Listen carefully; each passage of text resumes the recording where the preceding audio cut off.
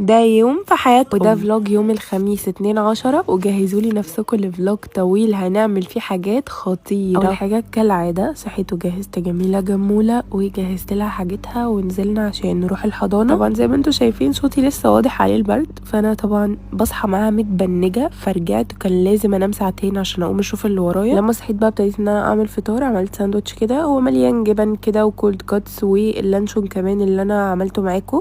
هتلاقوا الفيديو على فكرة تحت، يعني لو نزلتوا كام فيديو هتلاقوه، هو قريب مش بعيد. وحطيت طبعا خضار، وكان نفسي قوي بقى اشرب كوفي بس جاهزة مش في البيت، فبعدت جبت كوفي كده وقعدت بقى اتمزجت بالفطار.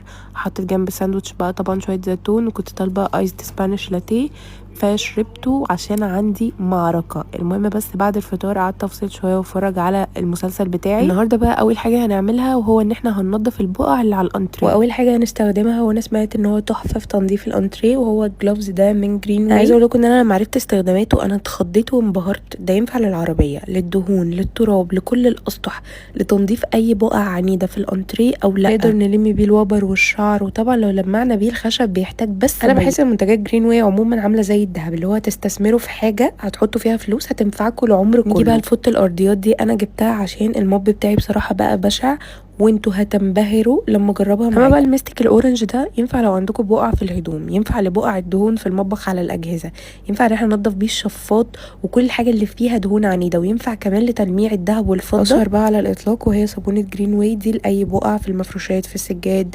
بصوا تحفه. وكمان جبت من عندها الالواح دي برضو هتتفاجئوا لما تعرفوا هي بتعمل ايه. هي حرفيا زي الصابون، انتوا تدوبوها في شويه ميه تبقى شامبو، تبقى شاور، تبقى صابون ريحته تحفه. وكمان للبقع، فاكرين زمان الواح الصابون اللي على شكل ورق اللي كنا بناخدها معانا المدرسه؟ هي نفس الفكره بالظبط. حطيتها بقى عليها شويه ميه سخنه بخاخه، حرفيا نص معلقه من المستك الاورنج، وابتديت بقى ان انا ارش على البقع اللي في الانتريه. البقع الواضحه، انا هنضف البقع الواضحه النهارده مش هنضفه كله. زي ما انتوا شايفين اكيد واخدين بالكم مكان البقع بنرشه، انا حرفيا رشيته ما لحقتش حتى اسيبه. وابتديت بقى ان انا استخدم الجلوفز بالناحيه اللي هي الرمادي دي، وقعدت ادعك ادعك ادعك. وعلى فكره ما دعكتش كتير خالص، تدعكوا كام دعكه كده وهتلاقوا البقع بتروح. وعايزه اقول لكم البقع دي عنيده وما كانتش راضيه تطلع، طلعوهم لي بمنتهى السهوله، وعلى فكره من غير اي دعك كتير خالص.